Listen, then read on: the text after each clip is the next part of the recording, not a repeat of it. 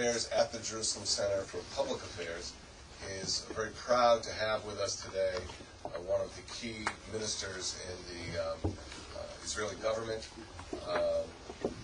Minister Benny Begin. Just to give you the background, Minister Begin is currently Minister of that portfolio and a member of Prime Minister Netanyahu's forum of 7 senior ministers. He is currently serving his 4th term as a member of Knesset.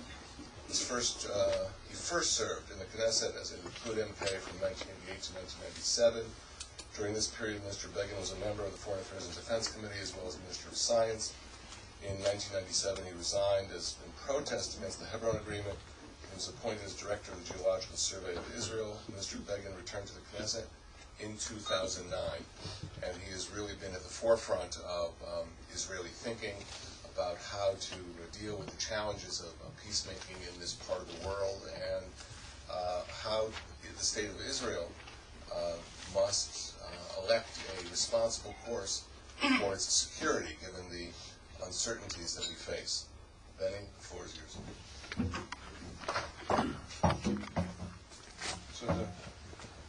Thank you, Dory. That was a short introduction. Thank you for that. Nothing to write home about anyhow. Okay.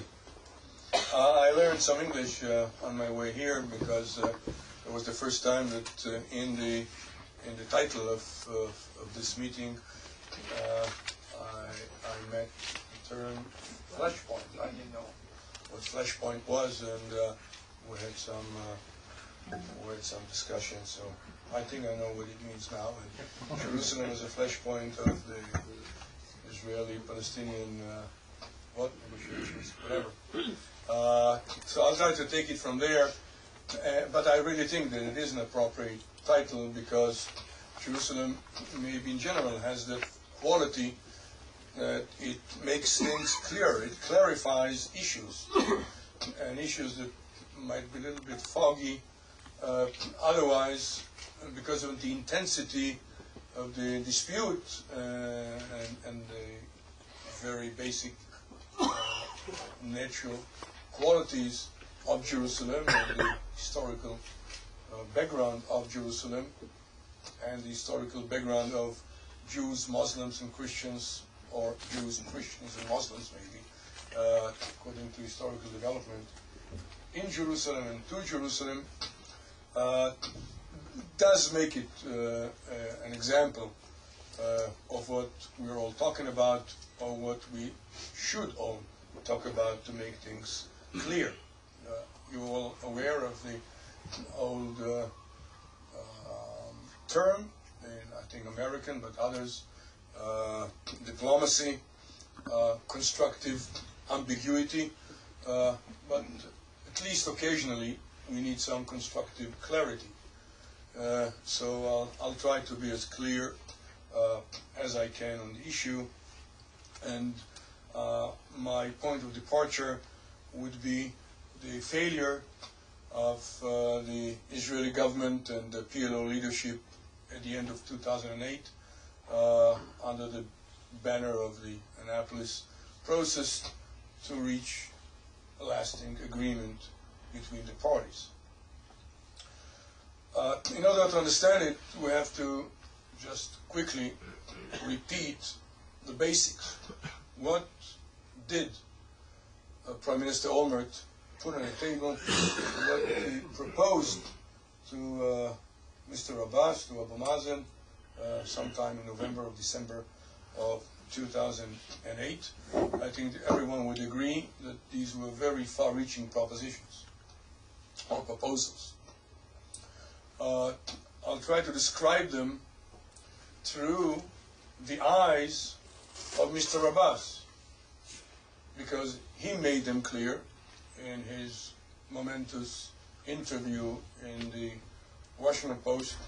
I'm sorry if I recognize some of the competition, but maybe I'll quote other newspapers too later. To Jackson Diehl, and then some additions made by Mr. Olmert that were confirmed by PLO leadership. Okay. Actually, what was proposed was that Israel withdraws from 98% of the total territory in Samaria, Judea, and Gaza. Why do I say that? Because in that interview, Abu Mazen said that he was proposed 97% of the area of Samaria and Judea since Israel relinquished Gaza 3 years before that. That comprises about 1% of the area. It means that 98% would be withdrawn from, but actually the deal encompassed 100% because the balance of 2% was to be swapped with some territory inside the state of Israel proper.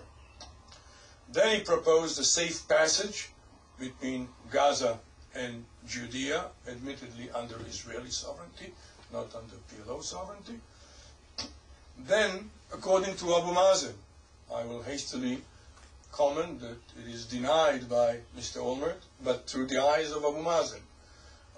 Mr. Olmert proposed that Israel recognizes, in principle, the so-called right to return, and he doesn't deny that he did propose that some thousands of Arab refugees would be allowed to come into the state of Israel. As for Jerusalem, Mr. Olmert proposed the partition of the city into two parts.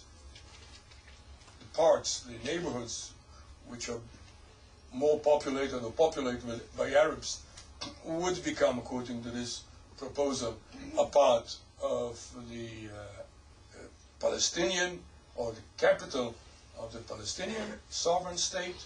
The Jewish neighborhoods will be retained under Israeli sovereignty, and in addition to that, he proposed that Israel relinquishes its sovereignty over the Temple Mount, the Mount of Olives, and City of David, so-called by some professionals, somehow the Holy Basin, to be replaced by a consortium that would administer them, comprising Saudi Arabia, Jordan, the United States, the PLO, and yes, also the State of Israel.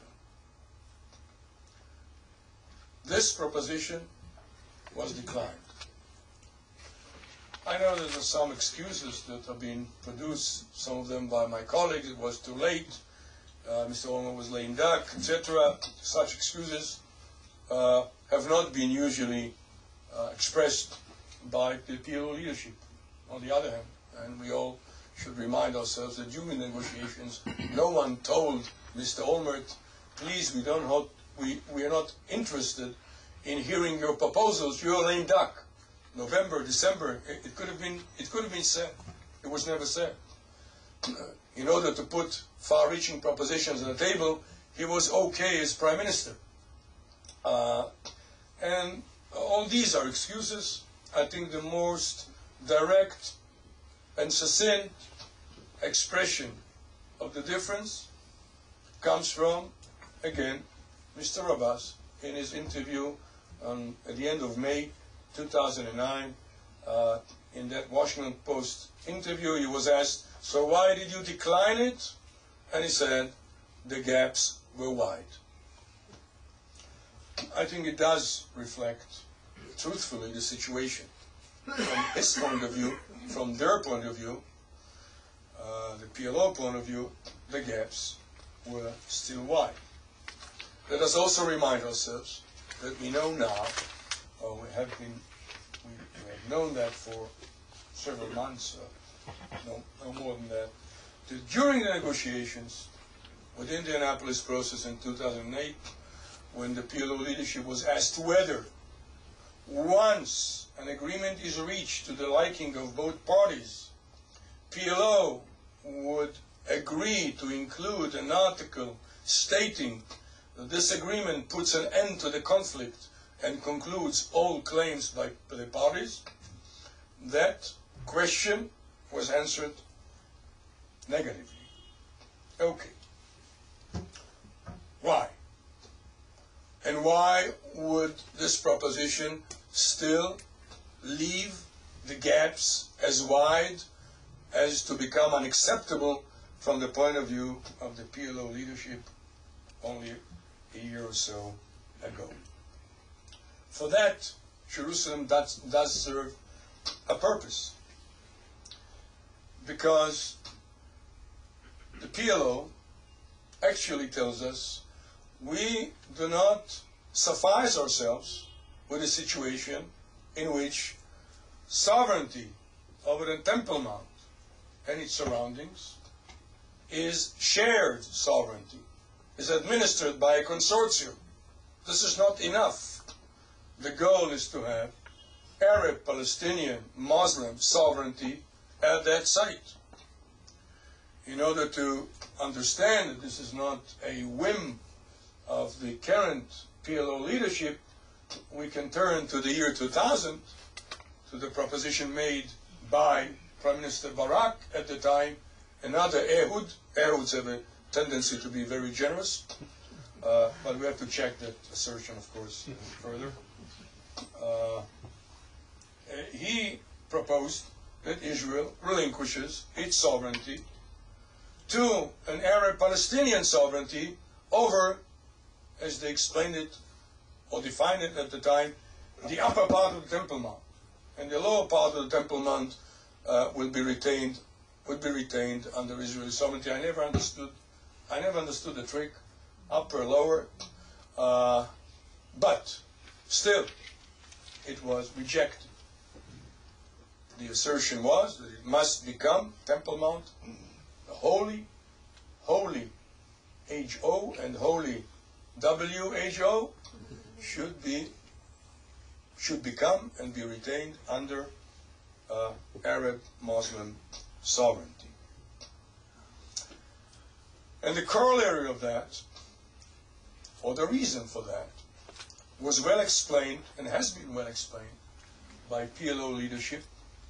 PLO, considered to be, as you will know, the moderate faction within the Arab-Palestinian camp. The reason is that they resort to something which is very interesting. They think the unthinkable. Sometimes it is recommended to think out of the box. This is what we hear these days. But they actually deny the undeniable. They say no. There is no historic connection between the Jewish people and that site. And the stories about Jewish temples, 2 Jewish temples that were destroyed, eradicated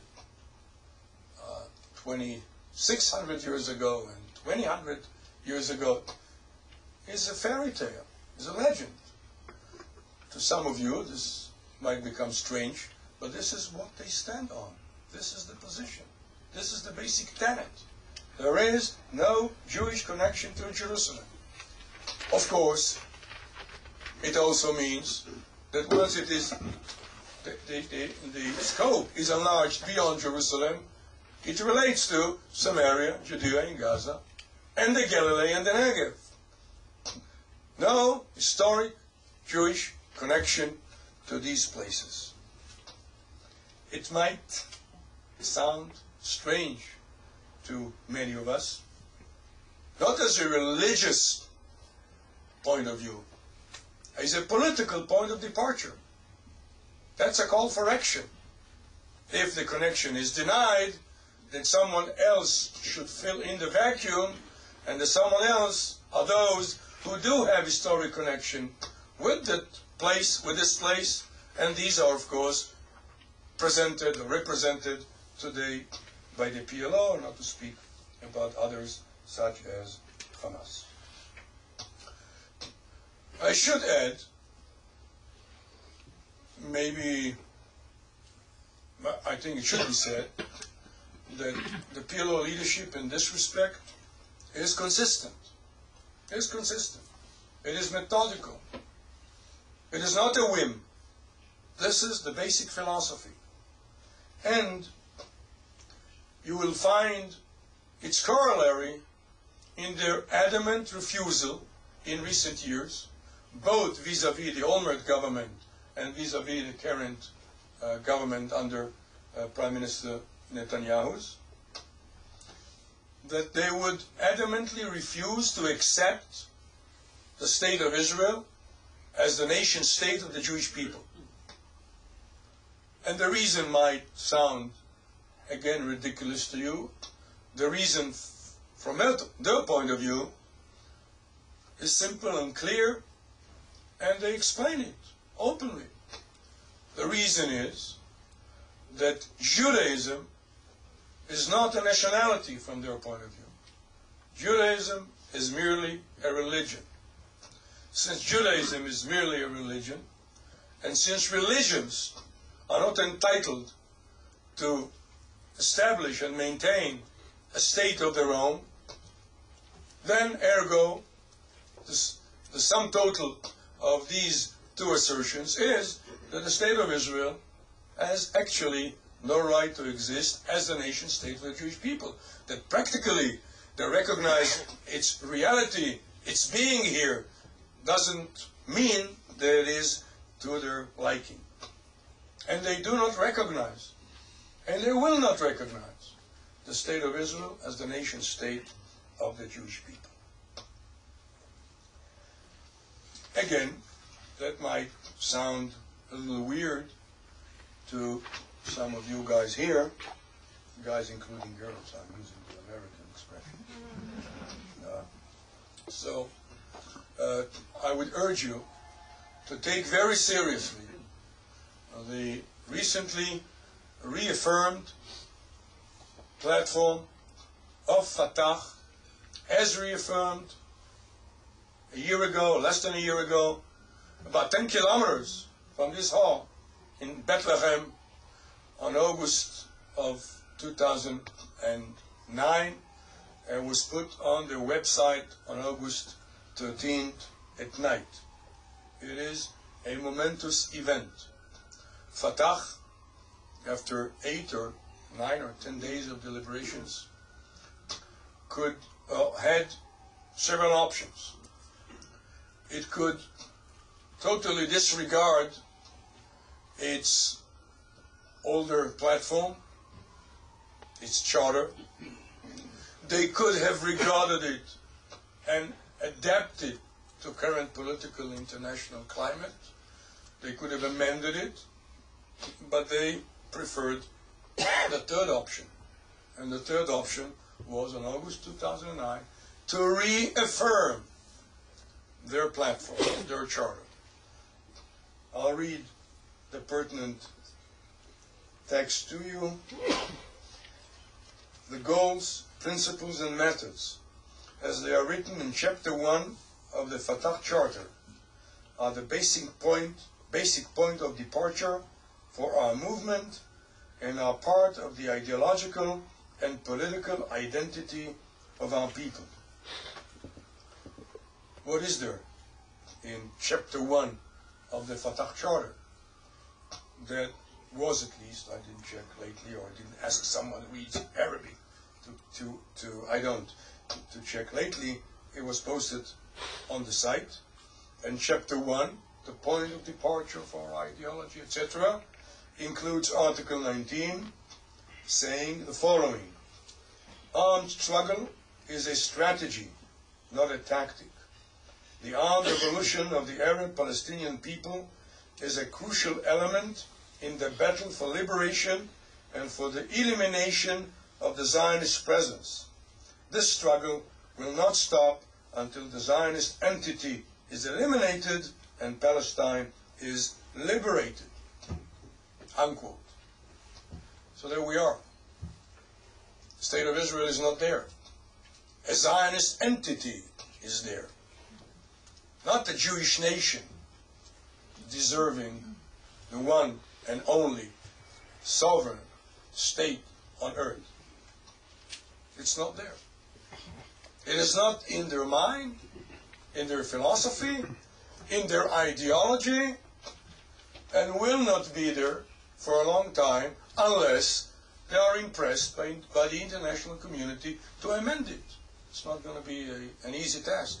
But as long as this is left as a given something that cannot be changed and maybe need not be changed, it will be there. Some people I know would belittle political platforms, would belittle writings, ideologies, formulations. I think we should take them seriously, because it then dictates the political behavior of the leadership. Of course, it maneuvers according to temporary or current pressures, or in their mind, opportunities. I mean, that happens.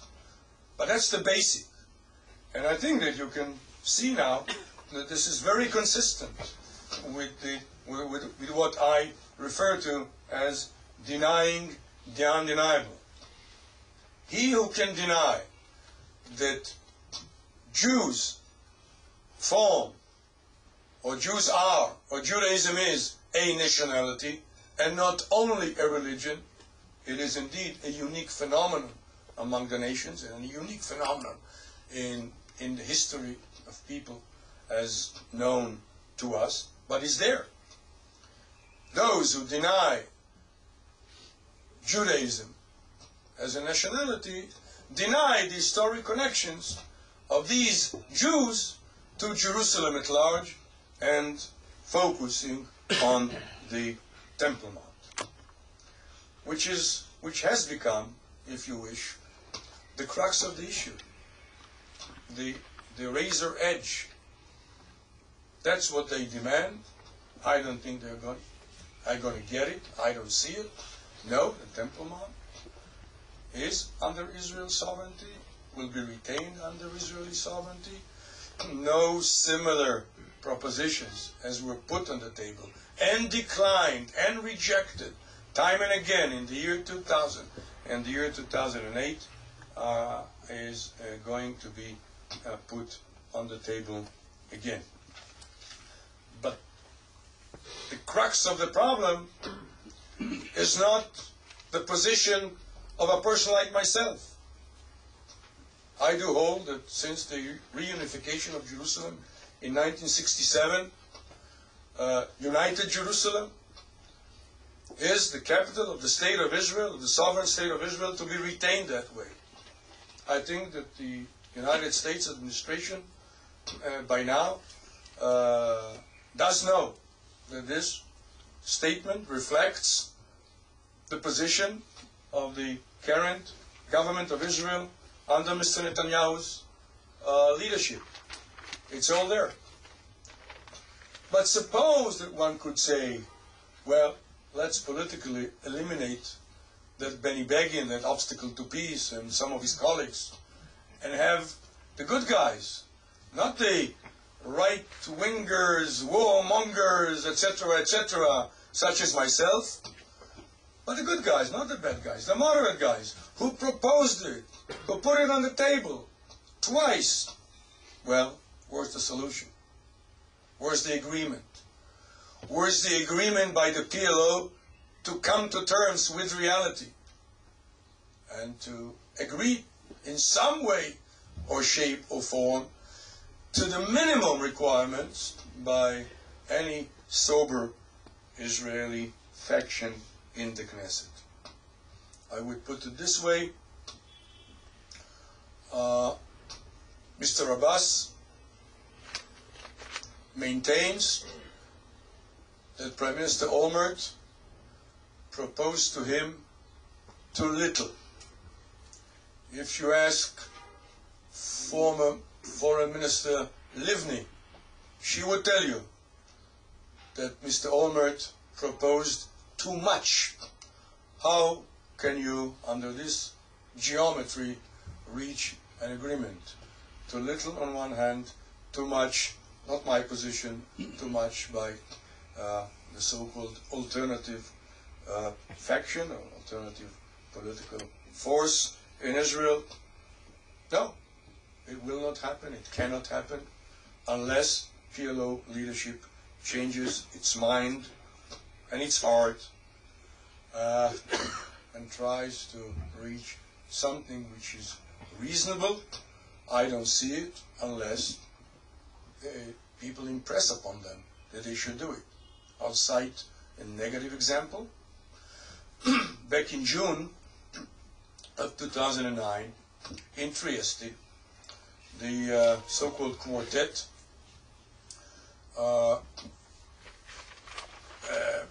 publicized their final statement.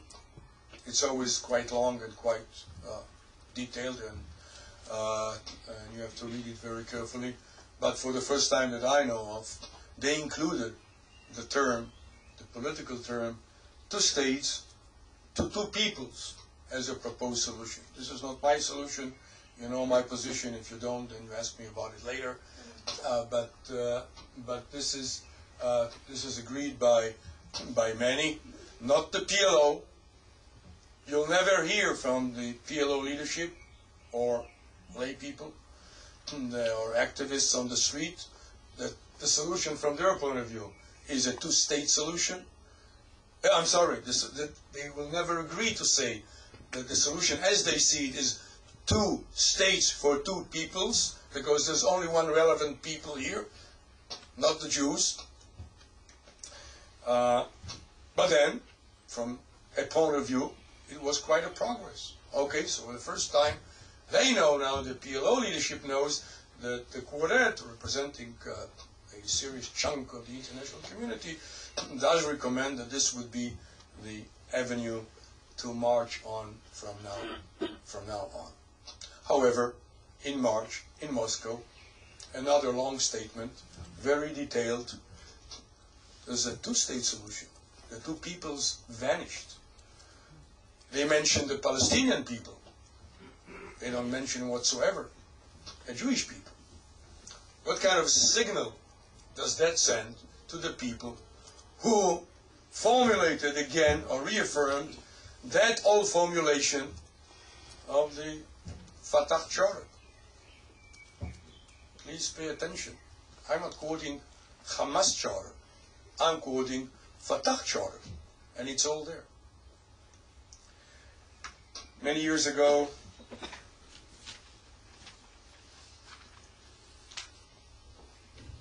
Jerusalem became the capital city of the Jewish sovereign state at the time.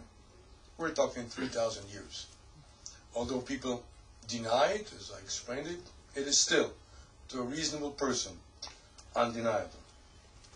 But Jerusalem exemplifies, again, the larger scope of the dispute, also in the following sense. Some people, because they're trying to be pragmatic, and they don't like ideologies, and they are afraid from platforms, they try to focus on the so-called security issues. I think they disregard a crucial element in the dispute, and a very crucial element in the lives of everyone. Not everything is as practical as that. And there are values that must be cherished that go beyond considerations such as security considerations. The Temple Mount can be described, if you so wish to do, as an important hill from a tactical point of view. From the Temple Mount, you can watch and you can control by fire from this commanding terrain, to use the military jargon, from this commanding terrain, you can even control the road leading from the Dead Sea to Jerusalem, and then as a hub, and then northwards to Ramallah, and Shechem, Nablus, and then to Hebron. It can be described like that. It's not going to be a serious description. It is not a security issue. The Temple Mount is a basic issue that has to do with the feelings, yes, the feelings of people that must be respected. Yes, it does belong to the Jewish people. Others emphatically think, emanating from their feelings, some of them might be even sincere, it does belong to them. But please do not belittle these values. And if you enlarge the scope, you can say the same on our approach. The Jews are entitled to live in Samaria and Judea and to construct homes and to develop their lives and their children, because you would not accept a limitation on the dwelling of Jews anywhere else in the world. Not in France, not in the United States, neither in England. And Jerusalem, from this point of view, and the Temple Mount, if you wish, from this point of view, exemplifies this. I recommend to you that you visit the old city of David, David's citadel, and there is an old tunnel there that carried an inscription that is deposited in the Istanbul Museum, dating back about 26 or 2700 years ago in Hebrew. One could say, hey, great, David's citadel can be used as a shelter for people in war when they are shelled or bombarded, etc. No. It's all nonsense. It does not have any security significance. It does have a very, very profound value in our history, and I do not think that we're going to relinquish it in the future. According to statements made recently by Prime Minister Netanyahu, representing the view of his government, we do construct in Jerusalem. Jerusalem has become under Israeli sovereignty in June or July 1967, will be retained that way.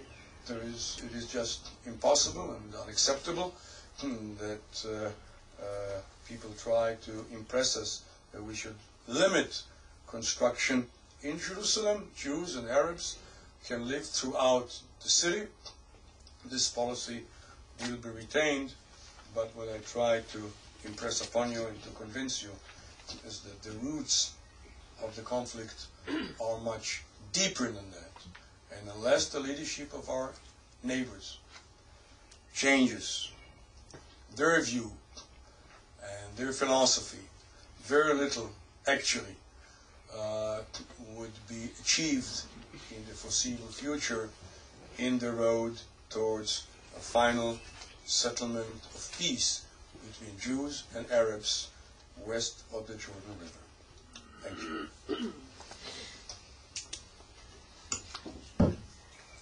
Thank you very much, Minister Begin. Mr. Begin has about 15 minutes here, so we have a little time for Q&A.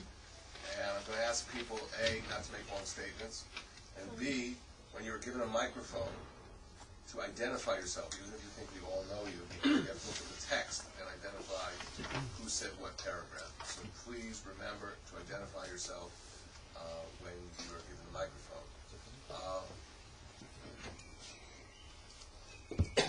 Mr. Dan Williams from Reuters News Agency. I wonder which? Reuters, Dan Williams from Reuters News Agency. Oh, Reuters, I'm sorry, yes. The Senator Mitchell is expected back in the region today. What is that right? I don't know. Okay. That's the Palestinian Senate. Apparently, the Israeli side has confirmed it. Welcome. What can the Israeli side be expected to offer in its efforts to advance negotiations? And a wider question is, you've described a stalemate going back at least 10 years.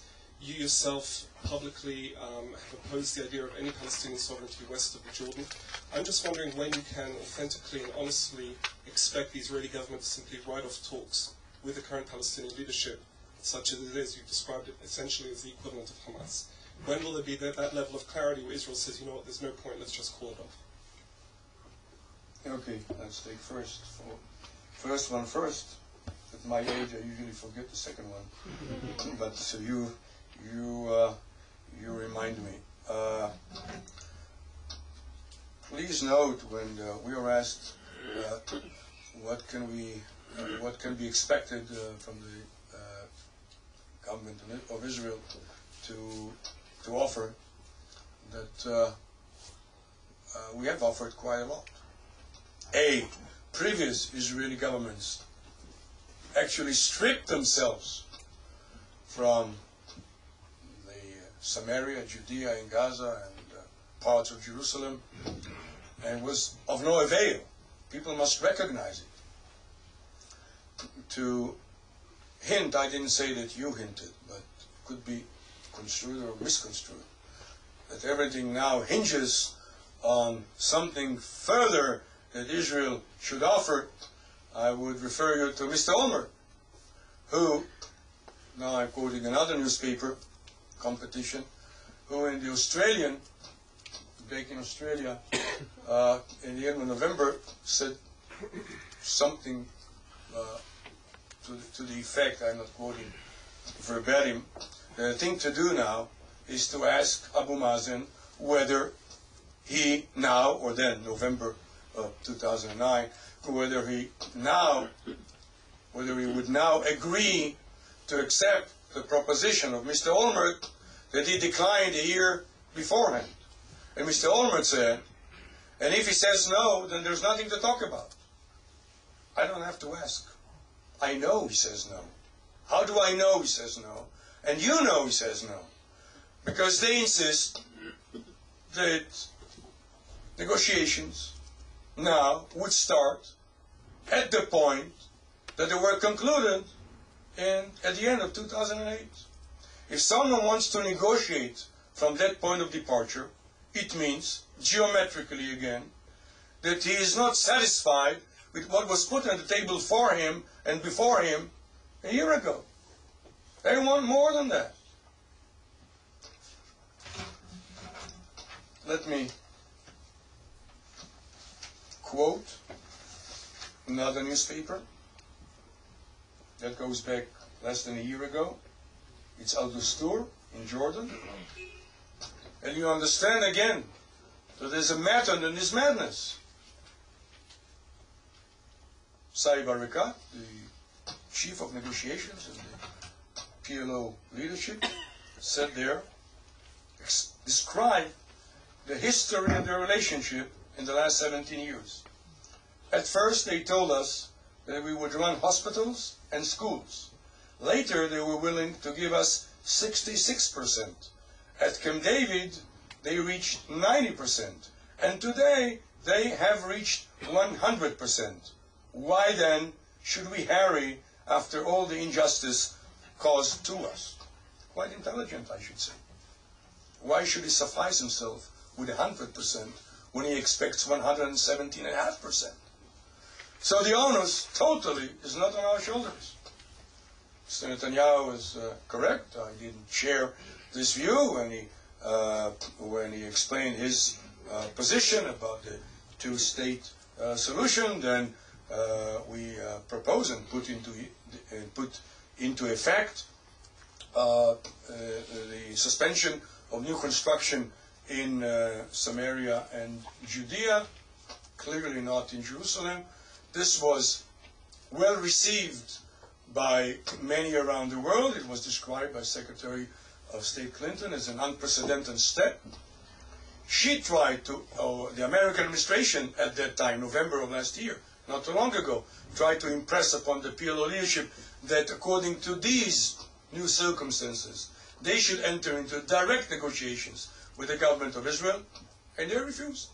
So now they ask us, so what can you put more on the table? And more, and more, and then what? This is a price that they ask us, or they try to exact from us, as a bonus for entering indirect negotiations. I think this is ridiculous.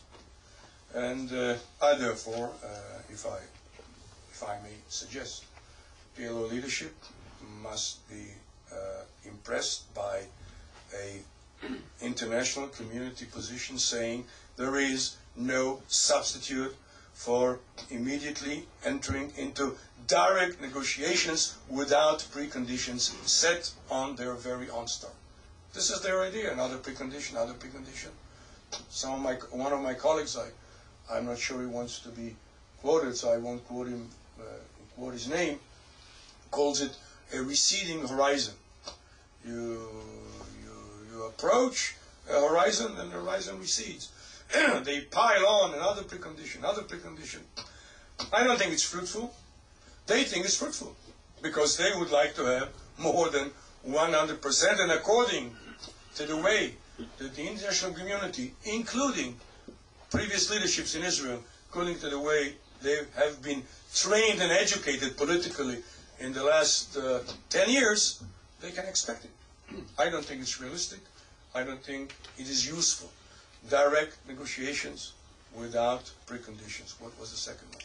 Whether you see Israel doing what would seem to be the honest and authentic thing, given your perspective on the approach to peaceful. I think that as long as there is no substantial change, I'm not talking tactics, I'm like substantial change on part of the PLO leadership, unless they are ready to abolish this way or the other this abominable document, very little can be expected. I would remind you, please, that several months ago, Mr. Abbas, under some conditions, political conditions, threatened, so we heard, that he would resign his position. And many diplomats around the world hurried to soothe him and to calm him down and say, no, please stay with us, guy. Okay? He threatened to resign. Have you heard, or did you hear, in August 2009, that Mr. Abbas threatened to resign if, say, an extremist faction within Fatah tries to impose this paragraph on their platform? Did he express any reservation? Did he say anything negative about it? Ask him, would you be ready to abolish this standard that their aim and goal is the liberation of Palestine through the elimination of the Zionist entity? It's all there. That it's put into practice? I'll give you an example. About, I don't know, 6 weeks, 2 months ago, I don't remember. In a children's program on the PLO TV, a very fine young lady addressed Arab children in Beersheba, she said, in Ramla, or in Lod, in Beersheba, in Lod, and in Haifa. 3 cities within the state of Israel proper. You know, you all know them. And she says, we'll be back to you with similar programs aimed at you because you deserve them, because you have been under occupation since 1948. There you are. It's the liberation of Palestine, from the Jordan to the sea, which maybe will be an indication for you why I hold emphatically that their true aim is not a two-state solution, but a two-stage solution. Stage 1, pushing Israel to its previous 1949 lines of demarcation of armistice. No international recognized border, nothing. Totally artificial, reflecting actually battle fatigue of all sides. 5 Arab armies, 1 Israeli army. And they reached the point of battle fatigue. This is why the line is so wiggling. And they want to push us there first, and then, through the insertion of some hundreds of thousands of refugees into the state of Israel proper, explode it from within and liberate Palestine. And who are these Jews? A bunch of religious people. They are bound by religion, not by nationality. There you are. There is no other rational explanation, I don't know of one, rational explanation for their total, vehement rejection of the proposals put on the table to them by 2 previous cabinets, by 2 previous governments. They could have theoretically, once they said, yes, Mr. Olmert, they could have had an independent sovereign state already, or maybe 6 months already. And it's not there. So I think it's important, these words are important, and for the time being, unless there is a profound change in their thinking, the only thing to do is what we have been doing. We have been trying to improve lives for the Arab citizens Jewish and Arab citizens, but I would now pronounce our role in improving the life conditions of Arabs in Samaria and Judea by removing roadblocks and checkpoints, and by extending the hours of operation of the Allenby Bridge so they can export and import merchandise. And you know that the economic growth last year is at least 5-6%. PLO leadership and Minister Abolipto maintains that it is 8 or even 9%. I'm not sure, but it's quite a nice growth, and I think we had a part in it, and I think it should be done and should be continued to the degree possible. Of course, taking into consideration the security issues. It's still simmering there. In the back, please. Yes, hi, Steve Goodkin from Associated Press. I'd like you to comment, if you will, on the performance of Mr. Salam Fayyad. He's been praised, especially abroad, for doing a lot of good work in terms of building institutions, governance, especially in the security arena. And could you also comment on his statements to the effect of the possibility of the Palestinians declaring statehood unilaterally sometime next year? Okay. Many people commend Mr. Fayyad for his performance in furthering the economy of the Arab community in Samaria and Judea. Of course, his government, neither him or Mr. Abbas, can claim to be able in the foreseeable future to deliver Gaza. Gaza is out of the game.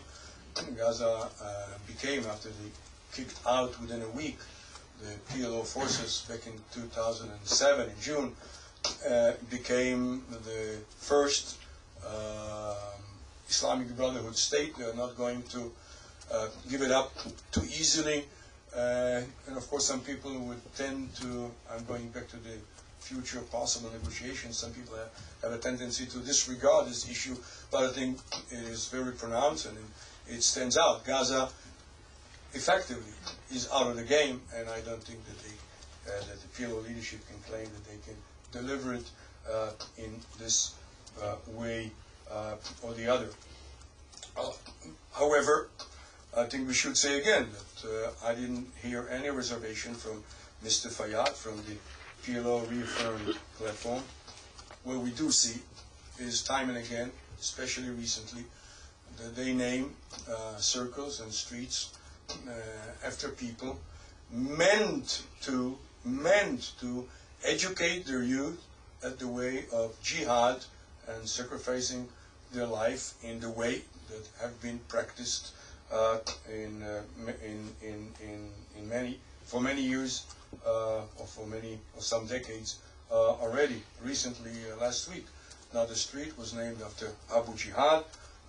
About a month ago, the circle named after Dalal Mughrabi, the compound, the future compound to be constructed under, I think, Mr. Fayyad's directions, is to be placed, or is placed, in the street carrying the name of a certain engineer, quite an able one, I should bitterly say. And there you are. The burning of merchandise arriving from Jewish towns and settlements in Samaria and Judea. What kind of a signal does that send to the activists and to their youth? I'm not sure that they are going to actually, that they will declare a state of their own. Actually, they declared it many years ago. I don't think it will be of any avail. Will it include Gaza? Will it be effective? We shall be there. We're not going to withdraw because of any statement, even if it is endorsed. It does not change, will not change. I don't see that it changes situation as it is now, as we know it. By now, I don't really see how it helps them. and how it will improve their lives. Security wise, I'm sorry. Please note that despite claims to the opposite, the security forces of the State of Israel play a major role in defeating attempts by Hamas to create or to execute acts of terror, to create cells. And in this respect, I think that our activity in the main cities in Samaria and Judea will be retained. We must retain our security, maneuverability, and freedom of maneuverability in these areas. We don't do it just to prick the eyes of our neighbors, but it must be done in order to protect lives and in order to prevent the whole situation from exploding. Just suppose that you have one successful, quote-unquote, terrorist act taken somewhere in Israel or in Jerusalem. It could lead, or will lead maybe, to very dire consequences for all of us. So the prevention of these acts of terror do rely to a large extent on our shoulders, with all the progress that has been made under the direction and training of the American echelons there in this area in recent years under the leadership of General Dayton.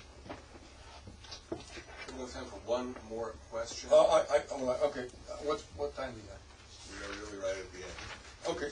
One or two? Okay. I'll try to be shorter in my answers, but I'm trying to be as detailed as possible. In the back. Please. Melanie Phillips, Daily Mail, London. How do you assess the attitude of... I can hardly hear you. I'm Melanie Phillips from Yes. the Daily Mail in London. How do you assess the attitude of President Obama towards Israel, and what should the Israeli government be doing to respond? I've heard Mr. Obama time and again in recent weeks, including in his statement just before Independence Day. He and his other officials have been stating and restating time and again, reiterating the unbreakable friendship and strategic alliance between the United States of America and the State of Israel. As for some differences that became public, regrettably from my point of view, in recent weeks, they have been described lately by high echelon American officials as differences between friends. I think that's the right, correct,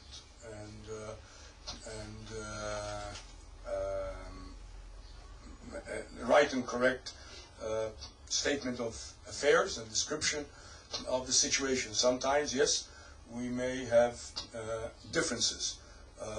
We may err. Yes, sometimes governments of Israel make mistakes. I think that they gave you two examples of what, from my point of view, are very far-reaching mistakes by putting those far-reaching propositions on the table. Governments of Israel make mistakes, yes. Israeli government decided 5 years ago, to relinquish Gaza to the mercy of Hamas terrorists. It was a mistake. Governments in Israel commit mistakes. An Israeli government, after the withdrawal from Gaza, including from the Philadelphia Axis, allowing the immense smuggling of rockets, some of them long-range ones, into Gaza, made a mistake by doing what? By allowing Hamas to participate in the elections for the PA Parliament back in 2006. We had our share of mistakes. There's a direct link between this permit given by my government in January, the beginning of January 2006, and the control of Iran through Hamas on that part of country 10 miles or 10 kilometers from Ashkelon. But let us ask now, why did the Israeli government on the first week of January decided to allow such participation? Because it was subject to friendly persuasion by the previous American administration. They should do it. Israeli government's here and other governments are not immune from mistakes. With everyone agreeing that no one has a monopoly of a political wisdom or over a realistic prediction of the future, including myself, I would not exclude myself from that. I have my analysis, you can accept it, you can reject it. We have to be a little careful in giving advice. I think that the main issue is the following. When we make a mistake, we bear the consequences. When we accept advice that is a mistaken one by others across the Mediterranean, say, they don't bear the consequences. So I think with this borne in mind, we should be realistic, friendly. I just heard that Mr. Mitchell is to come and to arrive. We'll welcome him. In general, we try to straighten out the differences. We try to embark as quickly as possible on direct negotiations without preconditions. And differences have been there, were there, it comes and goes, but I would really thank President Obama for his recurring statements of support and permanent support for the State of Israel that is being expressed time and again, sometimes publicly, but sometimes not in the public eye where it should stay. So these ties between the two countries are well known to all of us, to all of you, even without entering into the details.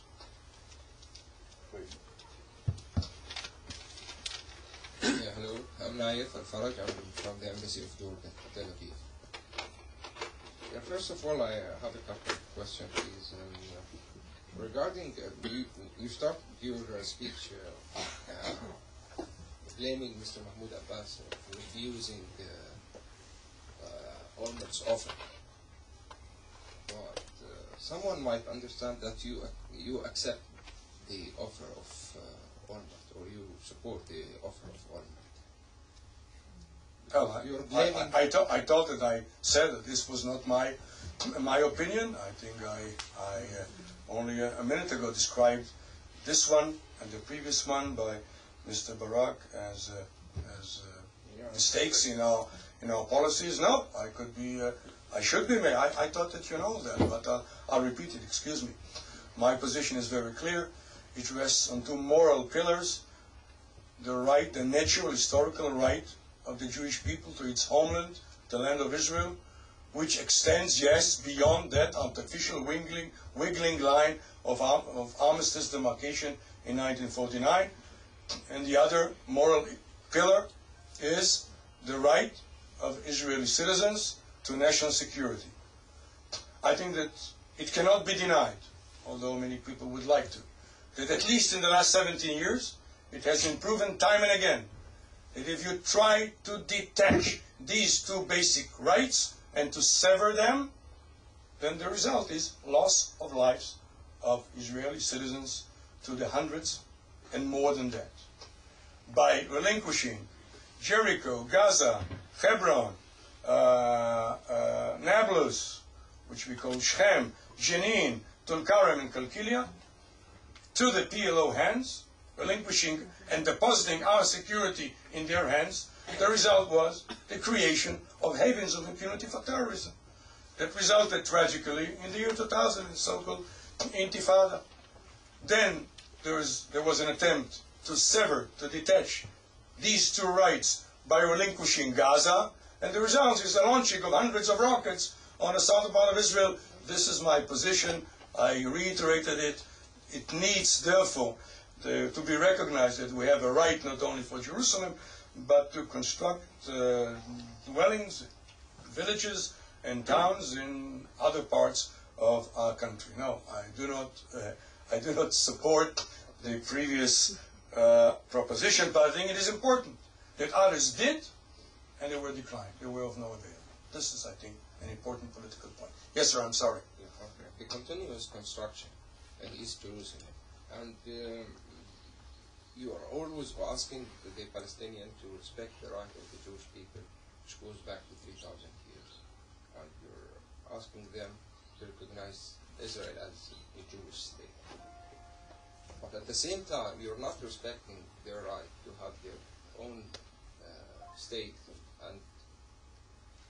and you're not respecting their rights, which goes back just to 50 years back, the right of refugees to return. So I don't know if we see the hardliners on both sides. I don't see the peace coming or in the coming future. And what's the alternative? What's the alternative? This is what we should ask. What's the alternative? Okay. I'd like to be, because our time is limited, I'll try to be, for a change maybe, as practical as I can. You describe a gap, a chasm between extremists on both sides. I assume that I've been classified by you tacitly as an extremist. All right. That's not it. It's fine. It's fine with me. It's fine with me. I'm please trying to be straight and on record and quotable, whatever. But as I try to explain it, which I think is very important, even when the soft ones were at the helm and those propositions were on the table, they were rejected. For that matter, it doesn't matter that Ehud Olmert denies that he agreed in principle to agree to the right of return. He says he didn't. I don't see too many people in Israel that do. However, please see it or view it through Mr. Abbas's eyes.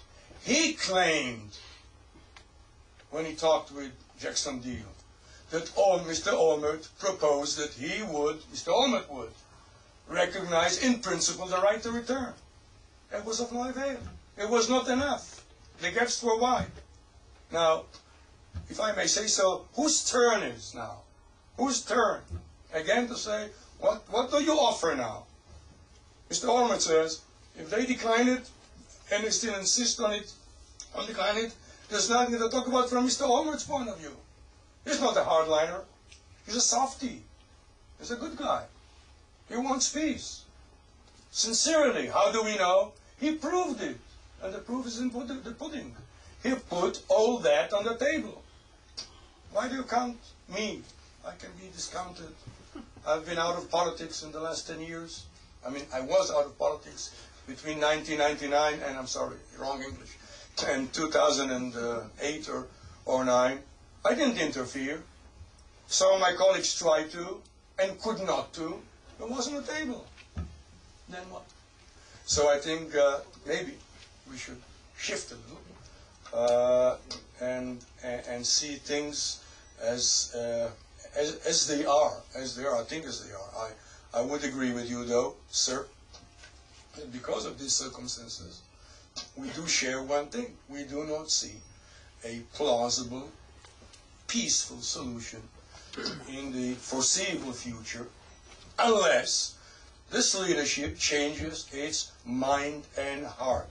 And writings, I mean, to disregard that and say, okay, these are just words. Well, okay, I know something else about politics. Politics starts with thoughts, translated to words, and words are then translated to deeds. And the deeds in this respect were consistent. As I try to impress upon you and to convince you, it's methodical. I cannot blame them for being torturous, for changing their minds. No, it's very consistent. And the shift between Mr. Arafat and Nobel Peace Prize laureate, let us remember, the shift to a more moderate leadership did not help too much, as we know. 2000 Camp David, and then in Taba, and 2008. I think we should look at reality point blank and reach the right conclusions. So I'm being on the right. I'm defined as being on the right. So I would recommend to extract the right conclusions from reality. Let me just conclude by resorting to a quotation by my father, which I like and I think it's pertinent to the situation here and our very nice gathering here. I thank you for being so attentive, although I would guess that I made some of you nervous. I wish I had better news for you guys. I wish I had better news for you. But the situation is as is, and we didn't discuss Lebanon and Syria and Iran. It was out of the Jerusalem issue as defined by the management of this prestigious institute. When Prime Minister Menachem Begin, I happened to be through a DNA coincidence, his son. No, I don't claim anything from that. He came to Washington. What was it? 7 or 8. Which is now 30 years ago. It's really history. He came to Washington, D.C., and he said, I come to Washington, D.C., District of Columbia, from Jerusalem, D.C., David's capital. I think it still stands. It does, to a large extent, direct us in our activities in Jerusalem, David's capital. Thank you very much, ladies and gentlemen.